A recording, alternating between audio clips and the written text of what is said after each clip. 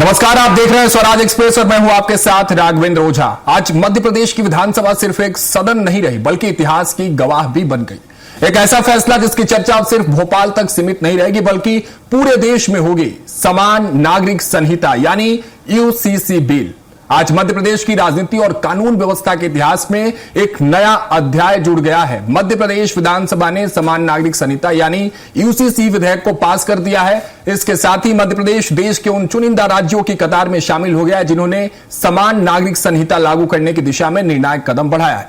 सरकार इसे समानता का नया अध्याय बता रही है तो विपक्ष इसे सियासत का नया एजेंडा कह रहा है। विधेयक पास होने के बाद सियासी हलचल तेज हुई और यूसीसी के इस एक्शन पर नेताओं के कई रिएक्शन भी सामने आए। पहले आपको रिएक्शन सुनवाते हैं, फिर चर्चा को आगे बढ़ाएंगे। और कांग्रेस से प्रश्न पूछना चाहूंगा कि कांग्रेस हमेशा हिंदू मुसलमान में क्यों अंतर करना चाहती है? राम और रहीम दोनों को हम अगर एक चश्मे से देखना चाहते हैं तो दोनों में भेदभाव क्यों होना चाहिए? हम सब भारत माँ के लाल, भेदभाव का कहाँ सवाल है? दोनों भाई भाई के बीच लड़ाने का काम कांग्रेस ने वर्षों तक किया है और वर्षों के उस गलत कारण से भारत के अंदर अतीत के काल में जब आज़ादी मिली तो देश का बंटवारा कांग्रेस की इसी गलत मानसिकता के कारण से हुआ है। मध्य प्रदेश की धरती पर भी ये जो गलत कानून बनाने की, खास करके विदेशी शासन पद्धति के आधार पर शासन चलाने की जो भूमिका जगदीशपुर को इस्लामपुर बना करके की गई थी, उस धरती पर ही हमारी कैबिनेट ने निर्णय किया कि शरिया कानून के बजाय एक समान कानून लगना चाहिए। मुझे इस बात की प्रसन्नता है आज मध्य प्रदेश की विधानसभा ने एक समान कानून लगा करके क्या हिंदू क्या मुसलमान सबके जीवन में बेहतरी का अवसर मिलना चाहिए। और जो कानून लगाया गया उस कानून के लिए जो कमेटी ने रिकमेंडेशन हासिल की थी, 10 लाख से ज़्यादा सुझाव लिए गए। 76% से 76% से ज़्यादा मुस्लिम बहनों ने जिस कानून का समर्थन किया, 95% से ज़्यादा समूची आबादी ने ये दोनों कानूनों को, हमारे कानून सुधार का समर्थन किया। 92% से ऊपर की आबादी ने, चाहे ईसाई हो या कोई और अन्य धर्म के, सबने इसका समर्थन किया। जब संशोधन आ जाता है तो नियम ये कहता है कि संशोधन पे चर्चा हो। मैंने उस पर चर्चा शुरू करी और मैंने अध्यक्ष महोदय ने कहा कि आर्टिकल 29 का वायलेंस हो रहा है। और अगर ऐसा ही ज्यादा जिद है, जब सेंट्रल पारित नहीं कर रही, लॉ कमीशन मना कर चुका, सुप्रीम कोर्ट में ये हो चुका कि अब इसको नहीं जरूरत है, तो फिर ऐसी मध्य प्रदेश सरकार को क्या आवश्यकता है? इसको आप परिवार समिति में भेजिए। 408 खंड है। मंत्री को मेरा चैलेंज है, आपके जरिए 25 खंड मंत्री नहीं गिना सकते आज पारित होने के बाद भी।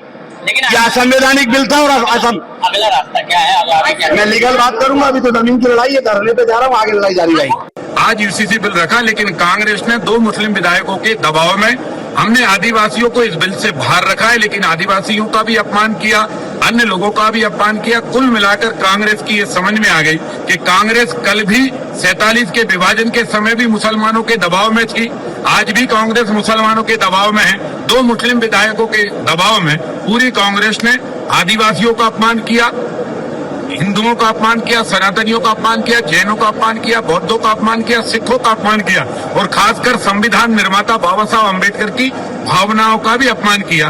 कांग्रेस को ये समझ में आ जाना चाहिए कि आज का यूसीसी बिल का विरोध करना उनको बिन मुहूर्त और बिन तिथि की बकरा ईद हो जाएगी। पूरी कांग्रेस की कूड़े नजर नहीं आएगी। यूनिफॉर्म एजुकेशन कोड चाहिए है। आज जो नई पीढ़ी है जिनको हम जेन जी के नाम से पुकारते हैं, वो जेन जी कह रहा है कि हमें हमारे प्रदेश और देश में समान नागरिक संहिता नहीं, समान शैक्षणिक नीति चाहिए है, समान चिकित्सा नीति चाहिए है, जिसके माध्यम से प्रदेश और देश की जो चिकित्सा व्यवस्था है, शैक्षणिक व्यवस्था है, वो बेहतर हो। लेकिन ये लोग लगे हुए हैं चर्चा करने के में कि आप बात करो लिव इन रिलेशनशिप के बारे में। ये कैसा मुद्दा है? क्या ये सरकार इतनी मतलब अहंकार में डूब गई है कि उन्हें मजाक बना दिया विधानसभा का, कैबिनेट का? लिव इन की चर्चा करना चाह रहे हैं। लिव इन की छोड़ो भाई, शिक्षा की बात करो, रोजगार की बात करो।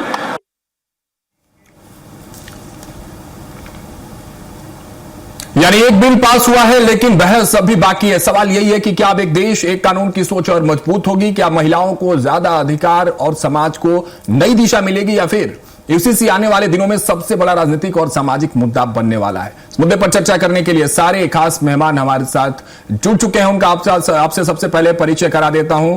भारतीय जनता पार्टी के प्रवक्ता दीपक वलेजा जी हमारे साथ स्टूडियो में मौजूद है। बहुत स्वागत है दीपक जी आपका। स्वतंत्र सिंह चौहान जी कांग्रेस प्रवक्ता हैं, वो भी हमारे साथ स्टूडियो में मौजूद है, आपका बहुत बहुत स्वागत है। सुरेश शर्मा जी वरिष्ठ पत्रकार हैं, हमारे साथ जुड़ चुके हैं। सुरेश जी आपका बहुत बहुत स्वागत है। और डॉक्टर हसन रिजवी साहब मुस्लिम स्कॉलर हैं, हसन साहब आपका बहुत बहुत स्वागत है। दीपक जी शुरुआत आपसे कर रहा हूं और आपको शुभकामनाएं देते हुए कर रहा हूं कि जिसकी शुरुआत आप लोगों ने 6-7 महीने पहले जिसकी नींव रखी उसकी इमारत आज खड़ी है, लेकिन उस इमारत के आधार में आज हंगामे की तस्वीर थी। विपक्ष अब भी उस पर शोर मचाता हुआ नजर आ रहा है, विरोध करता हुआ नजर आ रहा है। और जो आरोप लगे हैं कि यूसीसी तो समानता का कानून है साहब, आप लोग भी कह रहे हैं, लेकिन विपक्ष कह रहा है कि राजनीतिक एजेंडा है, क्या कहेंगे इस पर?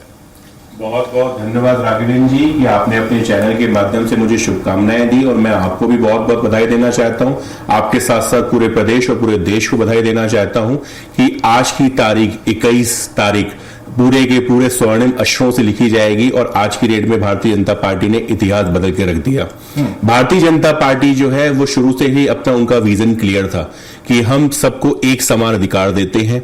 और भारत देश में चूंकि जो हमारे कांग्रेस के कई बार नेता जो संविधान की किताब लेके साथ में चलते हैं, वो संविधान के निर्माता बाबा भीमराव अम्बेडकर जी ने जो सपना देखा था और धारा 44 अनुच्छेद के तहत उन्होंने बोला था कि सभी नागरिकों को एक समान जो अधिकार मिलने चाहिए, उसी दिशा में भारतीय जनता पार्टी की सरकार आगे बढ़ी और उन्होंने अपनी पूरी प्रक्रिया पूरी की, पूरे के पूरे प्रदेशवासियों से सलाह की। 2 महीने पहले बाकायदा समिति बनाई, उस समितियों को संभागवार तरीके से उनकी उनसे सुझाव लिए गए, उसके बाद राज्य स्तरीय समिति बनाई गई और उसमें ठीक है ना, ये सारी बातें हमेशा ऐसे डिबेट्स में करते हो। आज का सवाल ये है कि विपक्ष इस बात को क्यों नहीं समझ पा रहा है, तो आप यहां से समझाने की कोशिश कर रहे हैं क्योंकि बाबा साहब अम्बेडकर संविधान की बात तो सबसे ज्यादा मुझे लगता है कि कांग्रेस से करते इस देश और प्रदेश में, फिर ये बात वो लोग क्यों नहीं समझ रहे हैं? फिर स्वतंत्र जी मैं आपके पास इसी बात को बड़े दुर्भाग्यपूर्ण तरीके से कहना चाह रहा हूं कि वही जो संविधान की किताब लेके चलते हैं और आज की 21% जिस आबादी की मुस्लिम रूलर कह रहे हैं कि नहीं मुस्लिमों के साथ गलत है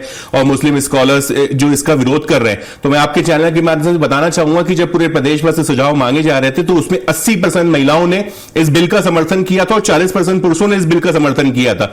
और उन 40% जब पुरुषों ने समर्थन किया तो हमारी भारतीय जनता पार्टी के नेताओं ने पूछा कि आप क्यों समर्थन कर रहे हैं, तो उनका कहना यह था कि जब हिंदू समाज की बहू बेटियों को न्याय मिल सकता है तो मुस्लिम समाज को क्यों नहीं। और निश्चित रूप से इनका जो विरोध है वो सिर्फ ये विरोध नहीं कि यूसीसी क्यों लागू हुआ, यूसीसी के पीछे खामियां बताने के लिए उनके पास कुछ नहीं है, उसकी कमी बताने के लिए कुछ नहीं। जैसे कि आपने देखा कल भी विधानसभा में और आज भी विधानसभा में उस चर्चा भागने के अलावा इन्होंने कोई काम किया। जब चर्चा की बात आई तो ये नीट पे चले गए, जब चर्चा की बात आई तो किसी और विषय पे चले गए। तो निश्चित रूप से पूरे के पूरे भारत के 140 करोड़ की जनसंख्या का और प्रदेश की जनसंख्या का ये सीधा सीधा विरोध है, क्योंकि इस कानून के आने से पूरे के पूरे चाहे वो राम हो, चाहे वो रहीम हो, चाहे हिंदू हो, चाहे मुसलमान हो, चाहे सिख ईसाई हो, उनको समान अधिकार मिलेंगे। और उसका खास का जो लाभ मिलेगा वो इनकी जो शरिया कानून था और इनका जो हलाला कानून था जिसमें 4 शादियां करती थी और चारों लेडीजें जो थी अपने आप को शोषण तरीके से अपने आप को प्रताड़ित समझती थी, पर इस कानून के आ जाने से निश्चित रूप से उन महिलाओं के प्रति भी सम्मान बढ़ेगा। जब एक शादी होगी और शादी का तलाक होगा उस रजिस्टर्ड होगा। स्वतंत्र जी किसका विरोध हो रहा है ये समझाइए, क्योंकि अनुच्छेद 29 को लेकर बार बार आप लोग आ रहे हैं और जो बात दीपक जी कह रहे हैं कि महिलाओं के अधिकार की ये लड़ाई है, न्याय की बात है, ये इन चीजों में कुछ सच्चाई कांग्रेस देख पा रही है क्या? या जो बात रामेश्वर शर्मा कर रहे हैं कि सिर्फ 2 मुस्लिम विधायकों के चक्कर में, 2 मुस्लिम विधायकों की आड़ में, उनके कहीं ना कहीं दबाव में ये सारी चीजें देखने को मिल रही है? स्वतंत्र जी धन्यवाद राघव जी। मैं अभी आप सभी को पैनलिस्ट को अपना बहुत ही स्नेहिल नमस्कार प्रेषित करता हूं। सबसे पहले एक चीज समझने की कोशिश कीजिए कि इन्हें इतिहास बनाने का बहुत शौक है। इतिहास बनाएंगे, ये इतिहास बनाएंगे। यूसीसी एक संवैधानिक विचार है साहब, संवैधानिक विचार। Article 44 of the Indian constitution में यूसीसी भारत की संविधान सभा ने उसे इंक्लूड किया था। वही संविधान सभा जिसमें पंडित जवाहरलाल नेहरू थे, वही संविधान सभा जिसमें वल्लभ भाई पटेल थे, वही संविधान सभा जिसमें कांग्रेस के 208 मेंबर्स थे, उसने यूसीसी को इंक्लूड किया था।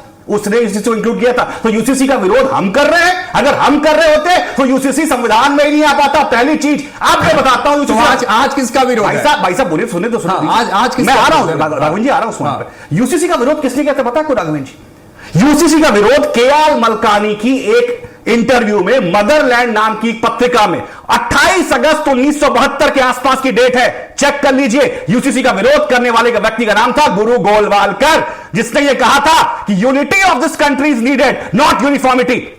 एक मिनट सर, मुझे बोले तो दीजिए। Unity of the country is needed, not uniformity. ये तो एक बात रही। गोलवालकर जी के विरोध के चलते ही रखता है यूसीसी आज तक भारतीय जनता पार्टी के 2003 सरकार है, लागू नहीं हो पाया। अगला पॉइंट सुनिए भाई साहब, इन्हें राम और रहीम के बीच में हमारे पर्ची वाले मुख्यमंत्री को कंपैरिजन करने का बहुत शौक है। आइए उसकी भी पोल खोलता हूं मैं। क्या कहा था पर्ची वाले मुख्यमंत्री ने? क्या कहा था कि एक राम अगर एक शादी कर सकता है तो रहीम 4 शादी क्यों करते हैं? यही कहा था भाई साहब। दीपक भाई साहब ने यही बात बोली राघवेंद्र जी। आप बताता हूं इस बात को। इस मुख्यमंत्री, ये पर्ची वाले मुख्यमंत्री का ज्ञान भी पर्ची बराबर है। मैं अपने भाजपा के सभी मित्रों को यह बात बता देना चाहता हूं कि आप अपनी ही सरकार की मुखालफत कह रहे हैं ये बात बोल करके। नेशनल फैमिली हेल्थ सर्वे इसी साल, नेशनल फैमिली हेल्थ सर्वे की रिपोर्ट इसी साल आई है। आप खोल कर गूगल करके देखिए। Number of Muslims doing polygamy, Bharat सरकार की रिपोर्ट है 1.9%, यानी मैं कोई मुस्लिमों का पक्ष ले रहा हूं यहां पर। ठीक है, राघवेंद्र जी नहीं, सवाल लेना पड़ेगा, समय हमारे पास कम है ना। आपने कहा कि इतिहास की बात, आ रहा हूं दीपक जी, आप भी तो इतिहास में ले गए ना मैं, लेकिन मैं आज के समय में, आज 21 जुलाई 2026 को बैठकर जब बात कर रहा हूं तो आपने विरोध करने वालों के नाम बताया कि बीजेपी के थे, ये थे। आज कौन कर रहा है? जीतू पटवारी, उमंग सिंगार और कांग्रेस के ऐसे बड़े नेता जो दीपक जी नाम गिनवा रहे हैं, फिर दोनों लोग तो वही सुर अलाप रहे हैं ना सर। और दूसरी बात, हिंदू संगठनों को तो इससे कोई दिक्कत नहीं है। फिर जो आप बात कह रहे हैं कि सबसे ज्यादा 3 शादियां 4 शादियां, इस तरह की जो तस्वीरें हिंदुओं में आते हैं, हिंदू धर्म में आते हैं, उनके तरफ से तो कोई विरोध की तस्वीर नहीं आई। आप लोग कह रहे हो कि मुस्लिमों को, अल्पसंख्यकों का अधिकार छीना जा रहा है, आर्टिकल 29 का हनन है, ये नरेशन क्यों आखिर स्वतंत्र जी? फिर पहली चीज तो मुझे लगता है राघवेंद्र जी, आपने कल विधानसभा को सही तरीके से फॉलो किया। मैं बड़ा सम्मान करता हूं राघवेंद्र जी, आप मेरे भाई साहब, लेकिन मैं ड्राफ्ट लेकर बैठा हूं भाई साहब। मुझे ऐसा कहीं नहीं दिखा इसमें। भाई साहब 29 भाई साहब सुनिए तो मेरी पूरी बात पहले। कल विधानसभा रूल्स ऑफ प्रोसीजर 139 के तहत डिमांड क्या किया गया था? A discussion on land scam of so called chief minister, Ujjain भूमि घोटाला के कथित भ्रष्टाचार के मुद्दे पर, जहां पर बाबा महाकाल के दरबार में डकैती डाली गई, उस पर हम एक स्थगन यानी एडजर्नमेंट चाह रहे थे। हमें उस पर बात करनी चाहिए थी, नंबर 1। दूसरा, हम यह बोलना चाह रहे थे कि भाई साहब एल नीनो का वर्ष है, एल नीनो का वर्ष है, इस साल पानी नहीं बरसेगा। खरीफ जो कि बहुत ज्यादा पानी डिमांड करता है, इस कंडीशन को निपटने के लिए फर्टिलाइजर्स की आपूर्ति कैसे होगी? फर्टिलाइजर्स वेयर हाउस से पड़े हुए भाई साहब अभी तक निकल नहीं पा रहे हैं, खेतों तक पहुंच नहीं पा रहे हैं। हमने इस पर डिस्कशन करना चाहा। भाई साहब मेरी बात सुनिएगा, एडजर्नमेंट मोशन क्यों मांगा जाता है? एडजर्नमेंट मोशन भाई साहब यूसीसी पर जरा सा बात करिए आप। मैंने यही बात बोली ना भाई, सीधी सी बात है। जीतू भैया ने सिर्फ एक बात बोली कि भाई यूसीसी आ गया ना, अच्छी बात है। अब मुख्य मुद्दों पर आओ, समान शिक्षा पर आओ, स्वास्थ्य पर आओ, रोजगार पर आओ। आ गया ना, आज आपने प्रेस कॉन्फ्रेंस देखी जीतू भैया की? जीतू भैया ने साफ साफ ये बात बोली, आगे नहीं यूसीसी, आप कल से डिबेट शुरू करो, शिक्षा पर, स्वास्थ्य पर, रोजगार पर डिबेट शुरू करो। आज यूसीसी पास हुआ, इसलिए बात दीपक जी छोटा सा रिएक्शन दीजिएगा जो आरोप लगा रहे हैं स्वतंत्र जी। फिर हमारे क्या है कि हमारे जो कांग्रेस के मित्र हैं, लगता है कि अपने जो इनके आला कमान जो राहुल गांधी की तरह लगभग 200 दिन विदेशों में रहते हैं, इसलिए मध्य प्रदेश में शायद 2 दिन नहीं थे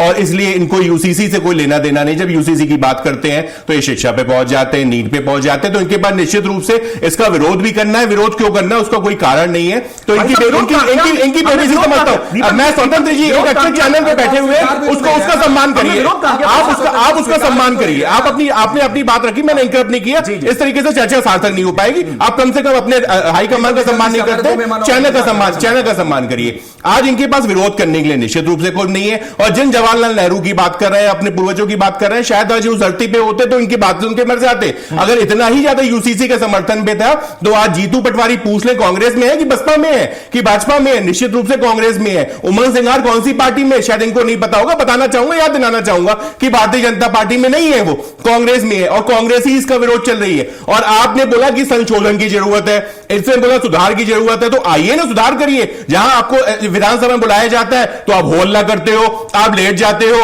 आप अपने प्रोपेगेंडा क्रिएट करते हो, तो इस तरीके से नहीं चला जाता। और निश्चित रूप से आपके इस गलत नैरेटिव सेट करने की वजह से ही आज 22 सालों से आप पूरे के पूरे प्रदेश से बाहर हो और 22 राज्यों से कहीं न कहीं बाहर हो, तो आपका नामो निशान खत्म हो चुका है। तो आपका तुष्टि करने की राजनीति से आपको बाहर आना पड़ेगा। पड़ेगा। ठीक है, राजनीति अपनी जगह, लेकिन डॉक्टर हसन रिजवी जी का मैं रुख करता हूं। मुस्लिम स्कॉलर है, क्योंकि मुस्लिम पक्ष को लेकर रिजवी साहब और अल्पसंख्यक को लेकर कांग्रेस आवाज उठा रहे हैं। इस बात को स्वतंत्र जी ने काफी अच्छे से उसको मोड़ दिया, उस रुख को। लौटूंगा उस सवाल के साथ स्वतंत्र जी, आपके पास भी इस वक्त जवाब मुझे आपसे ही चाहिए। लेकिन रिजवी साहब, आप मुस्लिम स्कॉलर हैं, मुस्लिम पक्ष की बात आप बेहतर तरीके से समझाएंगे, राजनीति से परे हट गए।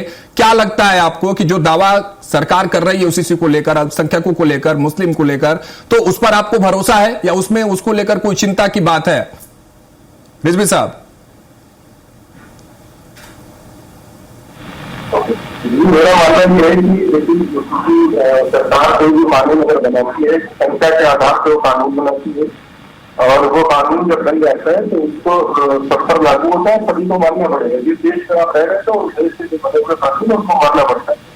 लेकिन आपकी सहमति की जरूरत होती है। संविधान में अनुच्छेद 25 और 29 के तहत धार्मिक सांस्कृतिक आजादी के तौर पर आपको सभी संप्रदाय के लोगों को आजादी मिली हुई है।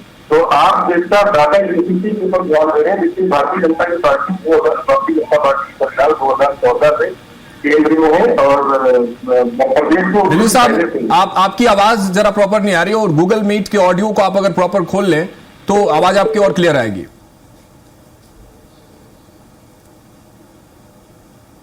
चलिए ठीक है रिजवी साहब, लौटूंगा आपके पास। सुरेश शर्मा जी, आपका रुख कर लेता हूं। दोनों पक्षों को आप सुन रहे हैं, लेकिन जरा आईना दिखाइए कि किस पक्ष का दलील जो है आपको इस वक्त मजबूत दिख रहा है। आरोप प्रत्यारोप हैं कांग्रेस के, लेकिन इस पक्ष को लेकर जो दीपक जी बात कर रहे हैं, दोनों पक्षों के बीच दलील किसकी मजबूत इस वक्त नजर आ रही है धरातल पर? सुरेश जी। नहीं, देखिए, मैं निर्णायक नहीं बनना चाहता, मैं अपनी बात कहूंगा, और मेरी बात में मुझे केवल ये कहना है कि कुछ बातें जो है वो तथ्यों से परे जाकर के यदि टीवी चैनल्स पर बोली जाएंगी तो उसका संदेश बहुत गलत जाता है। पहली बात यह है कि जनसंघ का गठन जब हुआ था उस समय भाजपा के 3 मुद्दे थे, और आज तक जब भारतीय जनता पार्टी बनी तब भी वो तीनों मुद्दे जिंदा रहे। आपको याद होगा अटल जी की जब सरकार बनी थी तो समर्थन देने वाले दलों ने यह कहा था कि इन 3 मुद्दों को आप अलग रखिए। वो थे डॉक्टर श्यामा प्रसाद मुखर्जी की डिमांड के आधार पर धारा 370, उसके बाद कॉमन सिविल कोड, और उसके बाद तीसरा था राम मंदिर। राम मंदिर हो सकता है थोड़ा बाद में जुड़ा हो, लेकिन ये प्रारंभ से ही राम मंदिर के आंदोलन की बातें जब चलती थी तो ये 3 प्रमुख मुद्दे जनसंघ से भारतीय जनता पार्टी में ट्रांसफर हुए हैं। इसलिए गुरु गोलवलकर जी ने जब जनसंघ का गठन किया था और सहमति दी थी डॉक्टर श्यामा प्रसाद मुखर्जी को, उस समय के उद्धरण कई जगह हैं जिसमें ये बात कहीं नहीं है कि उन्होंने ये कहा था कि यूसीसी की कोई जरूरत नहीं है। लेकिन ये मैं जरूर आज देख रहा हूं कि आज जो है कांग्रेस के कई विधायक, माननीय भी बोल देता हूं, कोई दिक्कत नहीं है, माननीय विधायक आज लिव इन की बात कर रहे हैं कि लिव इन की जरूरत नहीं है, शिक्षा की जरूरत है, शिक्षा के समान अधिकार की जरूरत है। तो भैया ये लिव इन लेके कौन आया? ये भारतीय संस्कृति का तो लिव इन शब्द ही नहीं है। ये तो कांग्रेस की मनमोहन सरकार लिव इन का प्रावधान लेकर के आई थी। इसलिए आप यदि आज आलोचना कर रहे हैं तो इसका अभिप्राय सीधे सीधे ये है कि आप जो है ये आलोचना करते हैं। अब मैं एक दूसरी बात आपको बताता हूं कि यदि किसी मुद्दे पर विधानसभा में चर्चा होती है तो 139 का अभिप्राय ये होता है कि किसी एक सब्जेक्ट पर हम लंबी चर्चा करना चाहते हैं तो 139 है।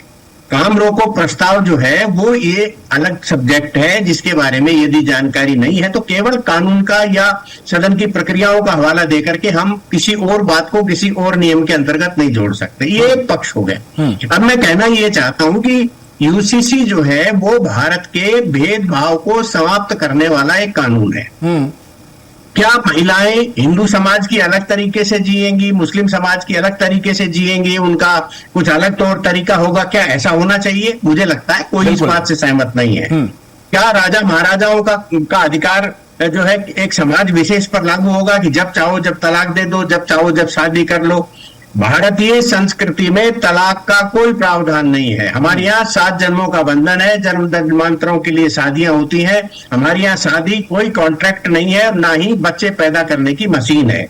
हमारे यहाँ संसार में सृष्टि सृजन के लिए विवाह पद्धति का उल्लेख है, वेदों में भी और बाद के प्रथाओं में भी।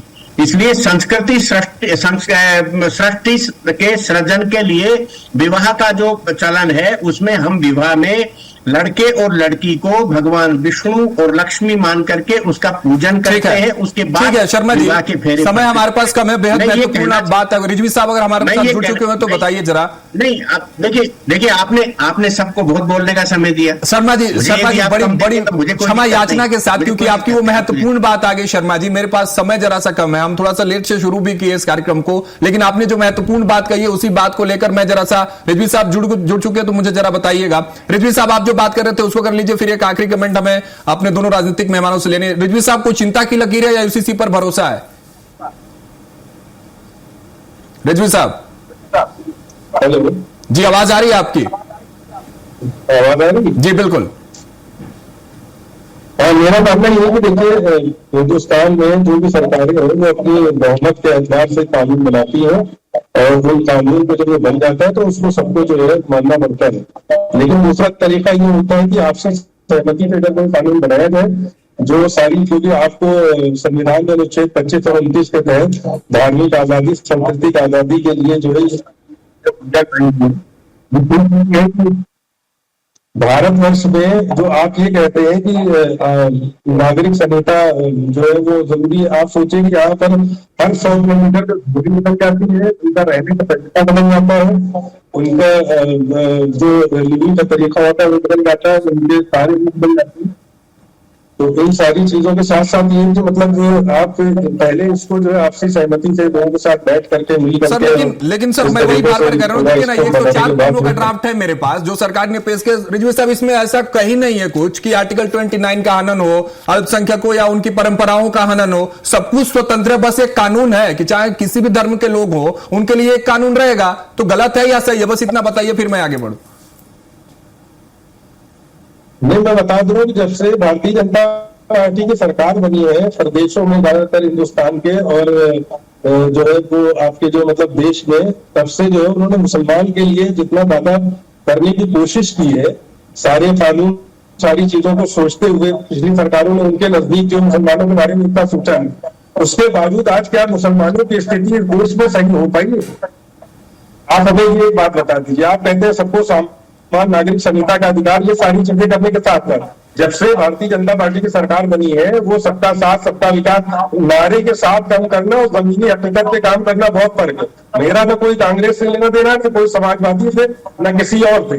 देखिए, आप जब संख्या को बांट देते हैं 80 और 20 की दिशा में, आपके लोग जब इस तरह के भड़काऊ भाषण देते हैं, आप समाज को बांट देते हैं, आप सरकार पूरी जिंदगी बना सकते हैं, जब तक करने नहीं आती तब तक करा सकते हैं। लेकिन क्या आपने जमीनी रूप में धरातल पे आकर के आपने कुछ भी सही किया है किसी की स्थिति में? मुसलमानों की मैं आपके चैनल का बहुत सम्मान करता हूं और आपके चैनल के समय का भी बहुत सम्मान करता हूं, इसलिए बहुत ही संक्षिप्त शब्दों में आपकी बात का जवाब दूंगा।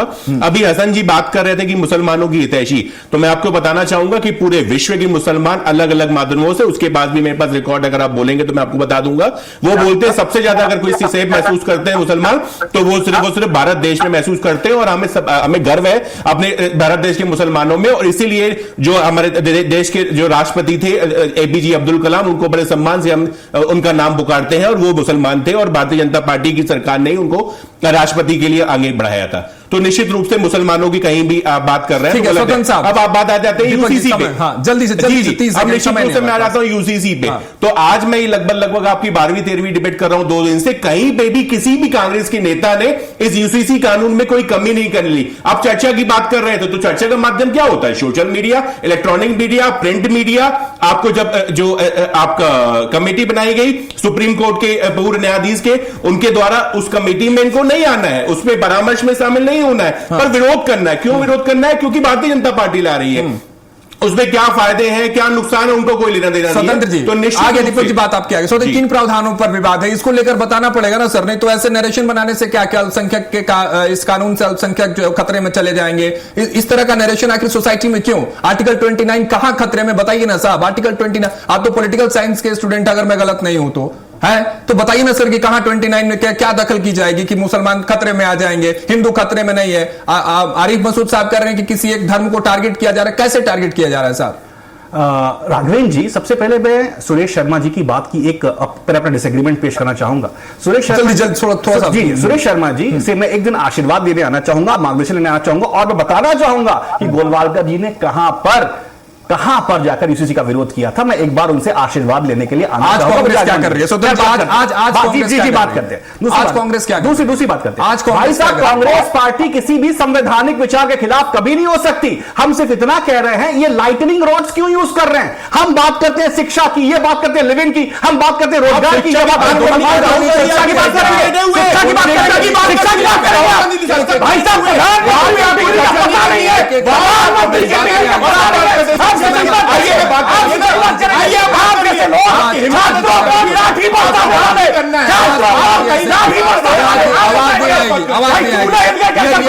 ये मेरे पास ड्राफ्ट है स्वतंत्र जी। नहीं, ऐसे आवाज ऊंची करने से बेहतर है कि आपसी संवाद हो, बातचीत हो, जिसकी बात सुरेश शर्मा जी भी कह रहे थे और भी ऐसे जो अनुभवी लोग वो कहते हैं। लेकिन स्वतंत्र जी, मैं आपको एक बात कह रहा हूं, अगर आपके पास 104 पन्ने वाला ड्राफ्ट हो तो इसको आप जरूर एक बार देखिएगा साहब। मैंने जहां तक पढ़ा, मेरी जो एनालिसिस है, इसमें कहीं आर्टिकल 29 का कोई हनन साहब हमने नहीं देखा और आप लोग इसको स्वीकार भी नहीं कर रहे हैं, कह रहे हैं कि इसका विरोध भी नहीं कर रहे हैं। तो आप लोग क्या कह रहे हैं ये आपको बेहतर पता होगा। चलिए इसी के साथ इस चर्चा को मुझे यहीं समाप्त करना होगा। क्षमा याचना के साथ शर्मा जी, अगली डिबेट में आपसे विस्तार से चर्चा होगी।